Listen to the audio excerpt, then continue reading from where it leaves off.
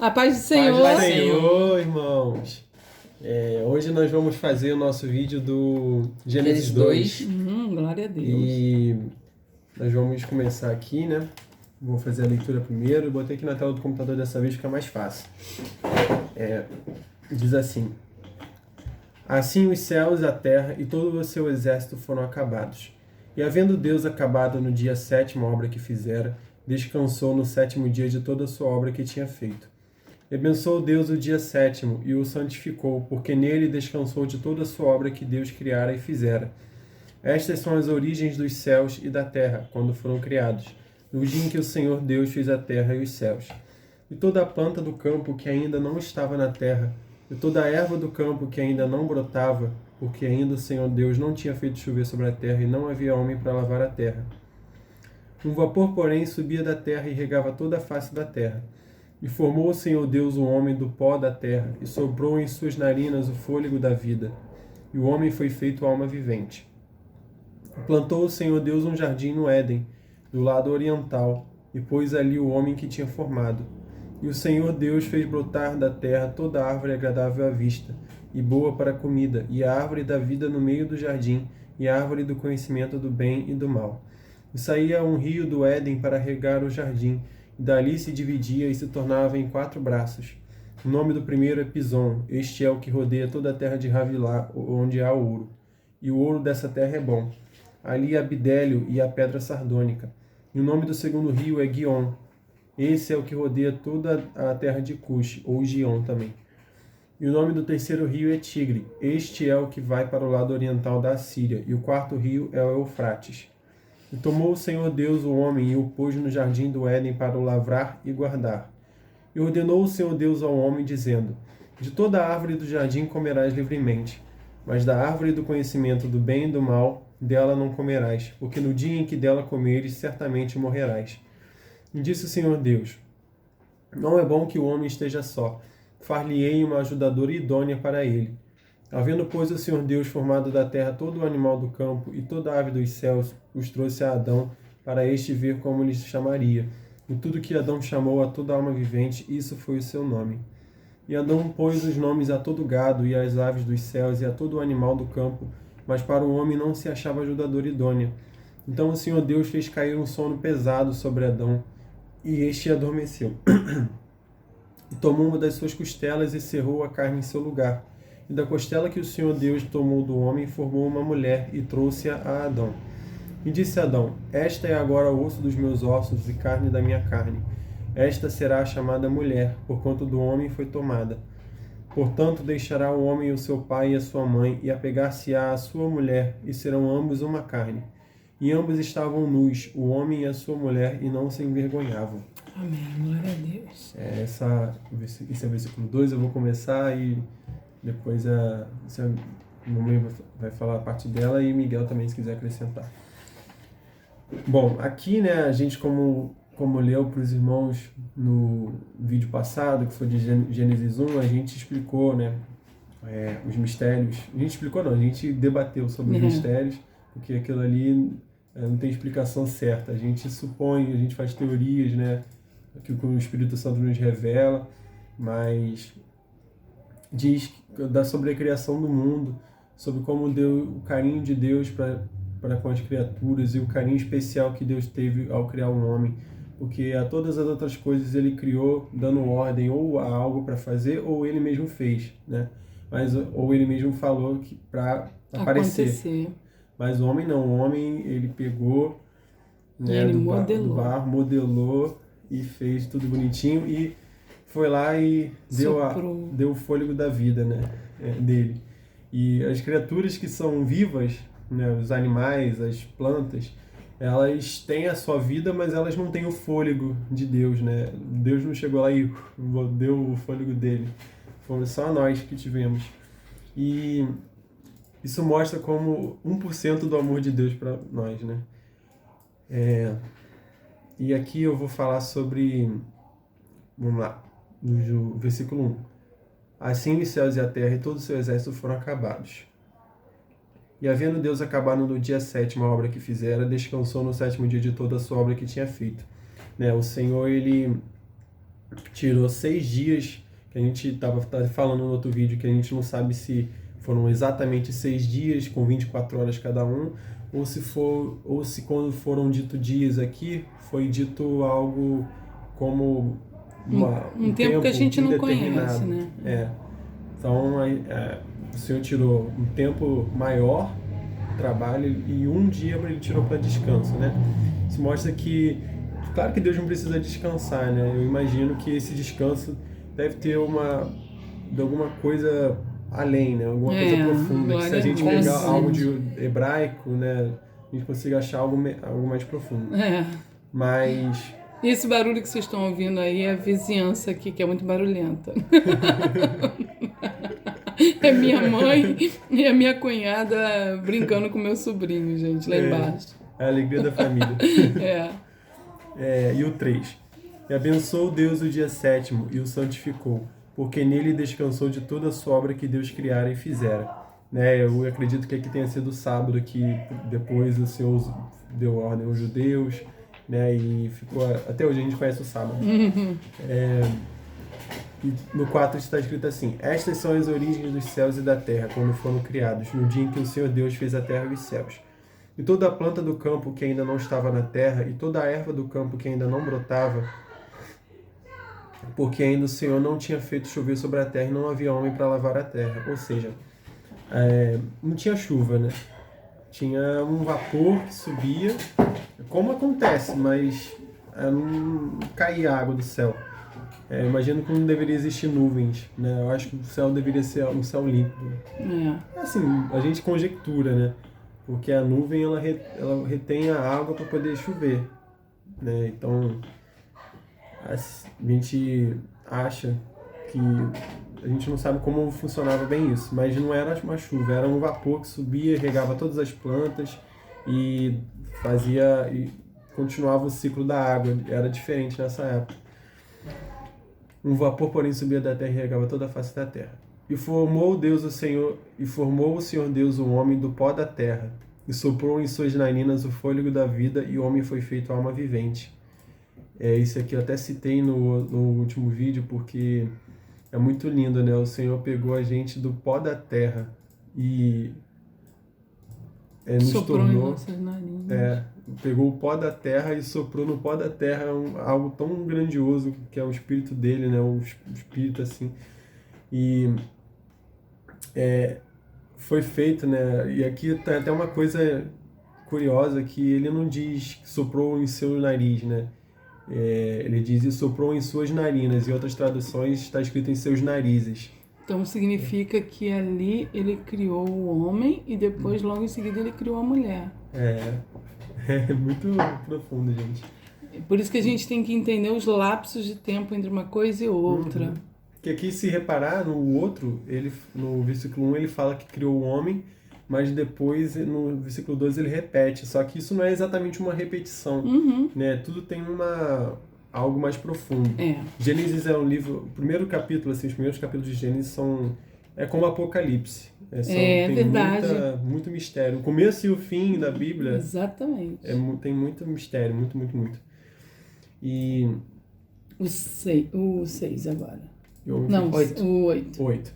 Plantou o Senhor Deus um jardim no Éden, do lado oriental, e pôs ali o homem que tinha formado.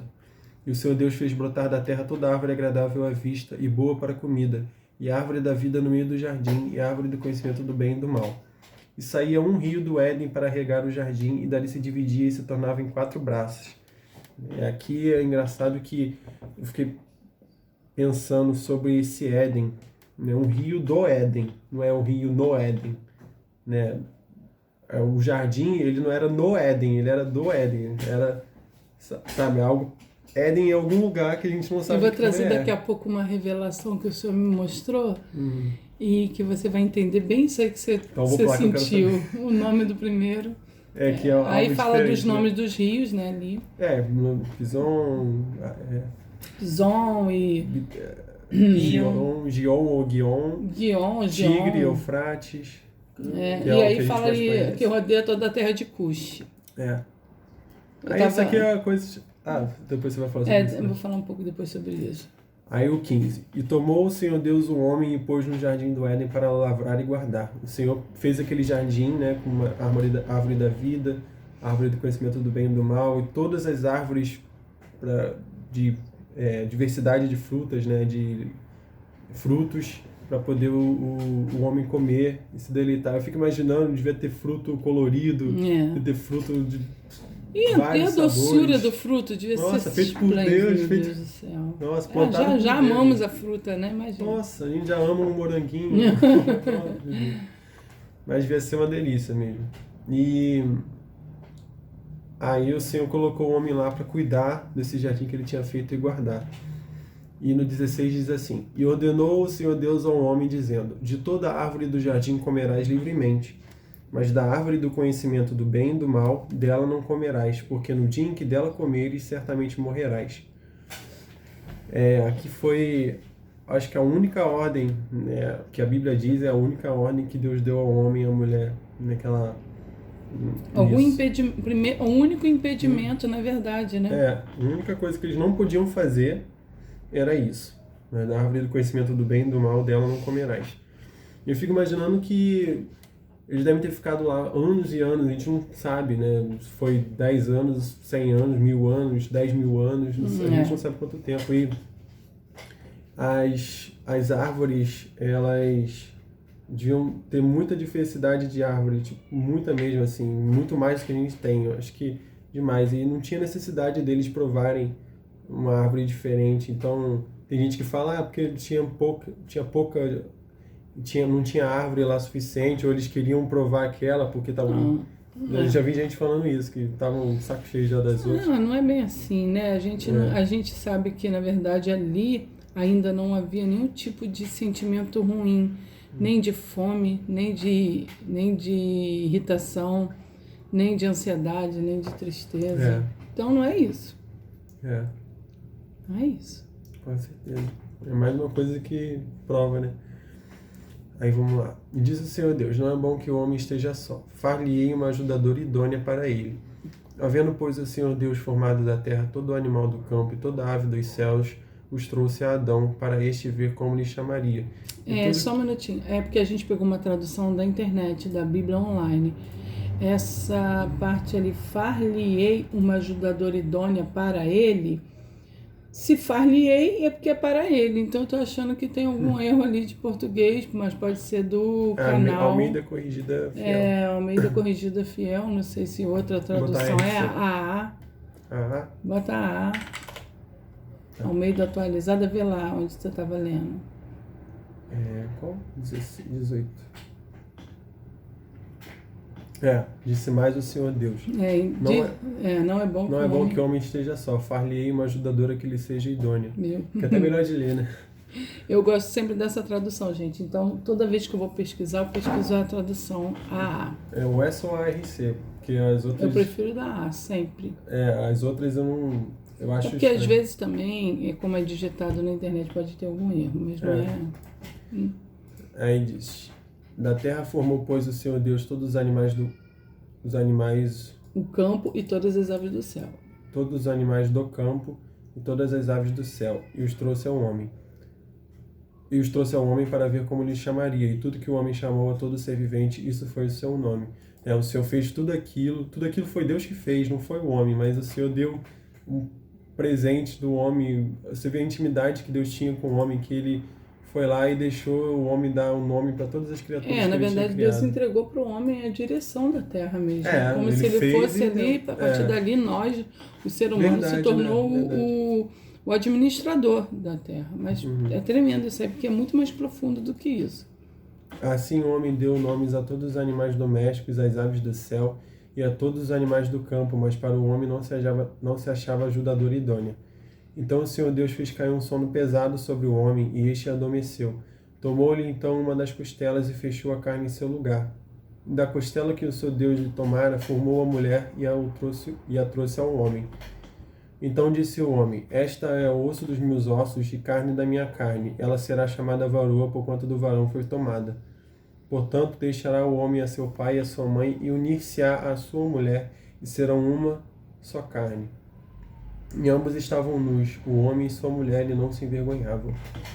É isso que... Não, tinha malícia. Como uma criança. Aqui na parte das costelas tem mais uma coisa que tem indício científico, porque, se eu não me engano, aqui embaixo, né, a última costela, o homem não tem. Ele tem uma costela a menos. É uma coisa que é uma marca que Deus deixa, né? Tremendo. A mulher tem, não sei se ela tem uma a mais ou se ela tem... não, assim, acho que é o homem que tem uma a menos. Não, assim, uma menos. No caso é a mesma coisa, né? Não, o homem tem uma a menos, por isso que a mulher ficou com uma a mais. Porque ela pegou uma dele. Cada coisa, a gente tem que foi ver. fragmentar, gente, foi mal. Amém, glória a Deus. Mas é isso, mãe, pode falar agora sobre... Amém. Bota lá no versículo 8 para mim. 8? Na verdade, eu vou vir do 6, né? Não vou vir do 6, não. Vou vir do 8 mesmo. Então plantou o Senhor Deus um jardim da banda do oriente do Éden. Pois ali o homem que tinha formado. Deus pegou, pega aí, Miguel. Pegou e plantou o jardim e pôs o homem ali. Deus plantou um jardim e pôs o homem ali. Aí quando a gente chega lá, em Apocalipse 21, diz assim: e vi um novo céu e uma nova terra, porque já o primeiro céu e a primeira terra passaram, e o mar já não existe. E eu, João, vi a cidade, a santa cidade, a nova Jerusalém, que de Deus descia do céu, adereçada como uma esposa ataviada para o seu marido. Deixa eu botar outra tradução aqui. Deus, João ele viu o quê? A cidade Nova Jerusalém descendo do céu com uma esposa ataviada para o seu marido, para o seu noivo, né? E ouvi uma grande voz vinda do trono que dizia: eis que o tabernáculo de Deus está com os homens, pois com eles habitará, e eles serão o seu povo, e Deus mesmo estará com eles. Ele enxugará de seus olhos toda lágrima, não haverá mais morte, nem haverá mais pranto, nem lamento, nem dor, porque já as primeiras coisas são passadas. E os que estavam assentados sobre o trono disse: eis que faço novas todas as coisas. E acrescentou: escreve, porque essas palavras são fiéis e verdadeiras. Disse-me ainda: está cumprido. Eu sou o alfa e o ômega, o princípio e o fim. A quem tiver sede, de graça lhe darei beber da fonte da água da vida. Aquele que vencer dará essas coisas. Eu serei seu Deus, ele será meu filho. Vamos lá, pode seguir. Pode? Cadê? Onde eu li? Mas aí fala sobre os que vão ficar de fora.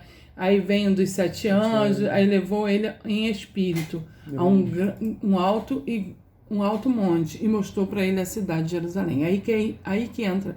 Ele mostra a cidade de Jerusalém que descia do céu. Isso no capítulo 21 de Apocalipse, versículo 10. Levou-me em espírito a um grande e alto monte e mostrou-me a santa cidade de Jerusalém, que descia do céu da parte de Deus, tendo a glória de Deus, e o seu brilho era semelhante a uma pedra preciosíssima, como se fosse jaspe cristalino. E tinha um grande e alto muro com 12 portas, e nas portas 12 anjos e nomes escritos sobre elas, que são os nomes das 12 tribos dos filhos de Israel. Ao oriente havia 3 portas, ao norte 3 portas, e aí vai falando, né? E o muro da cidade tinha 12 fundamentos, e nele estava o nome dos 12 apóstolos do Cordeiro. E aquele que falava comigo tinha por medida uma cana de ouro, e mediu a cidade, era quadrangular, e vai falando. Aí quando chega no versículo, deixa eu ver, o fundamento do muro, vai subindo. As 12 portas, o santuário, a cidade. Aí vem falar da cidade, no versículo 23. A cidade não necessita do sol nem da lua, para que nela resplandeça, porém, a glória de Deus. Porque a glória de Deus tem alumiado, e o cordeiro é a sua lâmpada. Vai subindo. Estranho juízo. Abominação. Peraí, só um minutinho, gente, que eu acho que eu entrei no capítulo errado. Eu vou pausar aqui. Amém, gente? Não, tá certo. E aí, no início tá certo. Tô falando da cidade de Jerusalém. E no início do 22, aí que fala exatamente o que fala em Gênesis 2. Desculpa, gente, que eu tô com sono. Que fala no início do capítulo 22. Então me mostrou o rio da água da vida. E aí, lá no versículo 8 de Gênesis, volta, versículo 8 de Gênesis. Então plantou o Senhor Deus o jardim da banda do Oriente no Éden, e pôs ali um homem que tinha formado. E o Senhor fez brotar da terra toda a qualidade de árvore. E aí vai falando, e aí quando chega no 10 ele fala do rio. E saía um rio do Éden para regar o jardim, e dali se dividia e se tornava em 4 braços. E ali, quando vai falando do rio, a gente percebe aqui que como o Senhor plantou a árvore, né? Desce aqui um pouquinho, filho, que eu não estou enxergando bem. Quando Deus plantou o jardim da banda do Oriente no Éden e pôs o homem, ele plantou a árvore. A árvore agradável à vista e boa para a comida, bem como a árvore da vida no meio do jardim e a árvore do conhecimento do bem e do mal. E aqui no 22 fala, então, me mostrou o rio da água da vida, brilhante como cristal, que saía do trono de Deus e do Cordeiro. No meio de sua praça, de uma e outra margem do rio, está a árvore da vida, que produz 12 frutos, dando seu fruto de mês em mês, e as folhas da árvore são para a cura das nações. E aí fala da mesma árvore. E aí o meu entendimento que o Senhor me deu foi que o jardim do Éden, na verdade, é a Nova Jerusalém, agora que está preparada para a gente. Era um jardim, mas do mesmo jardim o Senhor fez a Nova Jerusalém. E aí o que me veio, eu fiquei assim com isso na cabeça, e um historiador, Rodrigo Silva, vocês podem até pesquisar, ele fez uma pesquisa sobre esses rios. Esse rio que o Senhor diz que tinha da banda do Oriente no Éden, e que pôs ali um homem que tinha formado, e o Senhor fez, e falou os nomes dos rios, né, da terra de Avilá, e Pison, e Guion, e o rio Tigre. E o rio Tigre existe, né, mas só que não é esse mesmo rio Tigre. E o historiador Rodrigo Silva diz, não é o mesmo rio Tigre. E a gente não consegue achar onde seria o Jardim do Éden, porque na verdade o Jardim do Éden é essa cidade que foi retirada de novo. Então o que me deu entendimento? Que quando o Senhor criou o homem e a mulher e plantou o jardim, botou no jardim, esse jardim estava suspenso. Assim como vai acontecer quando a Nova Jerusalém for descer para o milênio de Cristo. Então, o jardim estava suspenso e o homem estava lá. O homem foi lançado fora do jardim. E depois o Senhor tomou o jardim de volta, assim como a Nova Jerusalém vai descer, que é a mesma árvore da vida que estava no jardim, é essa mesma árvore. O mesmo rio que está em Apocalipse 22 é o rio. Então, se você fizer uma análise, né, eu achei muito interessante, eu senti muito que tinha a mesma lógica, né? O Senhor fez um jardim e esse jardim, ele não aparece historicamente. Por que ele não aparece historicamente? Porque ele é um jardim espiritual. Porque só quando a gente vê nossos corpos espirituais transformados. Então, na verdade, o jardim plantado no Éden, no Oriente, como diz ali na Palavra de Deus, ele não pode ser encontrado historicamente, porque o Senhor o tomou de volta. É essa revelação que eu senti que Deus trouxe para mim. E eu achei muito tremendo. Desculpa, gente. Como eu falei, eu estou um pouco sonolenta, mas é bem tremendo, né? Porque eu senti muito que é o mesmo jardim, que a Nova Jerusalém se trata do mesmo local, porque no 9, Gênesis 2:9 diz, e o Senhor Deus fez brotar da terra toda a qualidade de árvores agradáveis à vista e boas para a comida, bem como a árvore da vida no meio do jardim e a árvore do conhecimento do bem e do mal. O homem comeu da árvore do conhecimento do bem e do mal, e o Senhor expulsou eles do Éden, por quê? Para eles não comerem do fruto da árvore da vida. Sim. E aqui, em Apocalipse 22 diz, me mostrou o rio da água da vida, brilhante como cristal, que sai do trono de Deus e do Cordeiro, e no meio de sua praça, de uma e de outra margem do rio, estava a árvore da vida, que produz 12 frutos, dando seu fruto de mês em mês. Então, na verdade, é o mesmo rio, é a mesma árvore. É um rio e uma árvore espiritual. Eu senti isso da parte de Deus. Muito bom. Amém. Esse aqui é lindo, né? A gente vê como é que a Bíblia se completa. Do início ao fim, ela pega assim, você vê todas as partes da Bíblia, se você pegar uma Bíblia bem comentada, ela tem as referências, você vai lá, É interessante se você quiser estudar a Bíblia, que é uma dica boa. Aqui embaixo tem, vou até mostrar aqui que está até preparado. Não sei se vai dar para ler. Aqui, normalmente embaixo, ficam as referências, né, de onde, por exemplo, aqui está escrito alguma coisa, aí tem um símbolozinho. Você vem aqui embaixo, ele vai te dar uma palavra que completa, uma palavra que é igual, entendeu? Ou que faz algum sentido com aquilo. É bom estudar isso. Ai, gente, aqui tem Gênesis 2:9. Tem? É Gênesis 2:9 ou Gênesis 29? Gênesis 2:9. É 2:9? Aham. Gênesis 2:9, é exatamente onde eu tive a revelação. Viu? Gente, é muito tremendo, porque os historiadores cristãos, eles não encontram esse rio do Éden, nem conseguem compreender em que local ele estava, porque não consegue achar, porque quando eles fazem uma análise histórica e carnal, né, do espaço, né, onde tem o rio Tigre, eles não encontram ali uma possibilidade do jardim. Então, a Bíblia diz que Deus colocou anjos, né, protegendo a entrada. Mas depois o Senhor pode ter retirado ali. E pode não estar escrito isso. Tanto que, quando a gente lê Apocalipse 22, fala ali no versículo 2 sobre a árvore da vida.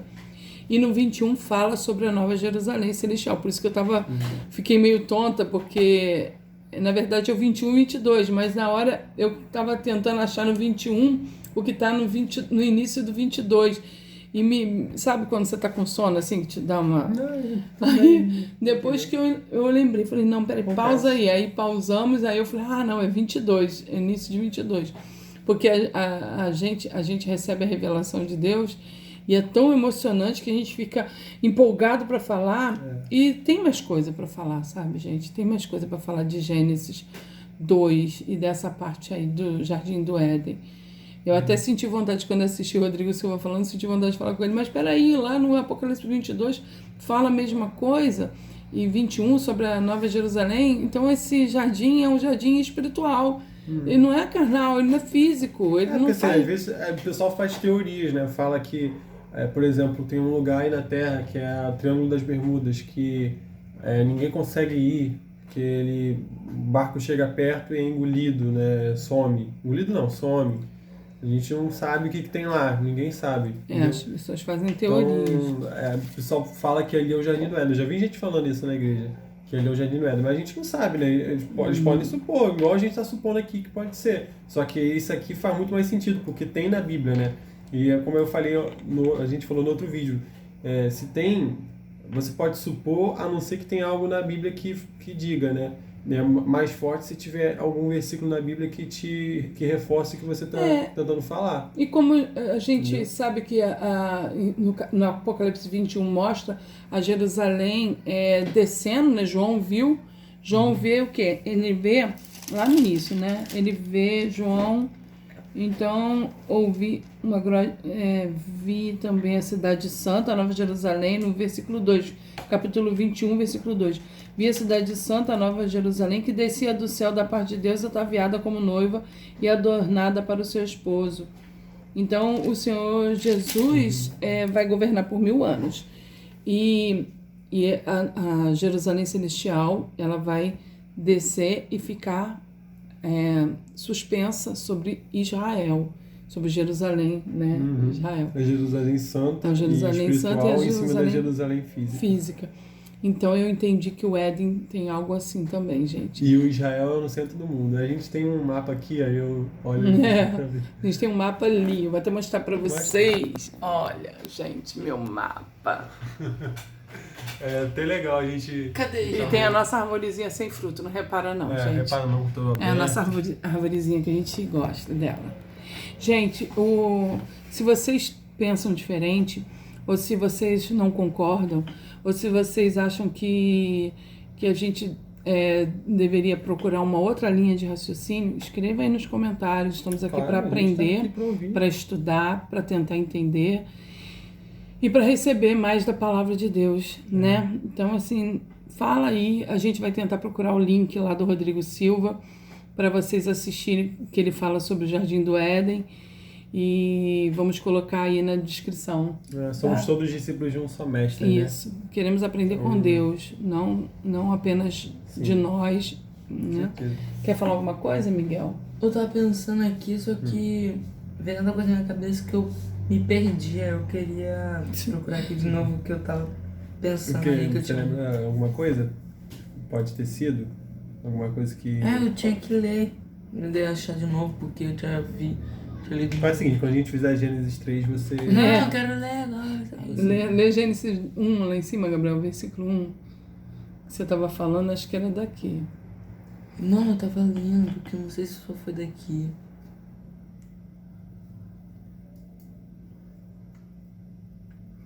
Amém, gente. Pera aqui, amém. Dá pausa. Dá pausa.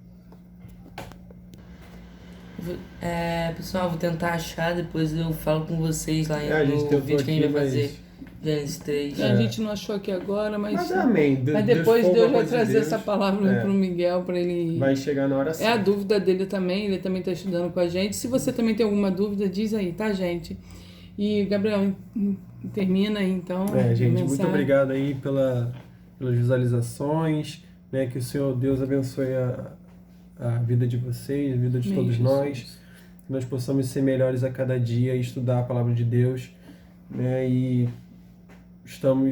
que estejamos sempre abertos para ouvir a palavra, Amém. Que nós não sejamos pessoas duras de coração, que tem visto muito por aí, que as pessoas não conseguem ouvir uma opinião diferente, ou não conseguem falar sobre algo diferente e dissertar sobre aquilo, né? Que nós sejamos pessoas que saibam, né, ouvir de tudo e reter o que é bom, como o apóstolo Paulo disse, né, e que nós sejamos assim.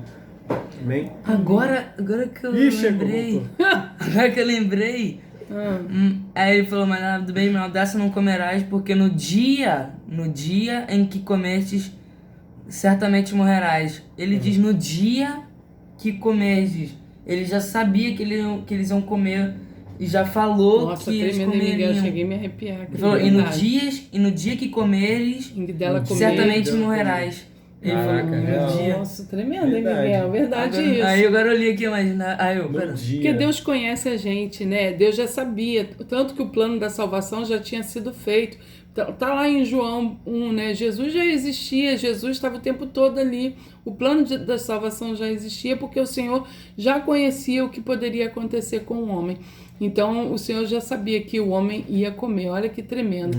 Mas da árvore do conhecimento do bem e do mal, está lá no versículo 17 do capítulo 2. Dessa não comerás, porque no dia em que dela comeres, certamente morrerás. A gente passa assim pela palavra e direto, né? A gente não para analisar no dia, né? A gente passa um dia e pensa que é no dia. Vamos depois procurar pesquisar na tradução original, mas acredito que seja assim. Gente, se fosse para falar pausadamente sobre tem muito mais mistério. Pegar um versículo da Bíblia e for falar pausadamente, procurar as traduções, a etimologia das palavras, tudo, você vai ficar o dia todo para fazer uma pregação. De um versículo. De um versículo. E olha, gente, é normal, às vezes você fica meio tonto, meio confuso, fala assim, meu Deus, não tô entendendo nada. É normal, só se esforça, pede ao Senhor entendimento e discernimento que vocês vão conseguir. Tá bom? A paz do Senhor, gente. Paz do Senhor, gente. Desliga lá, Gabriel.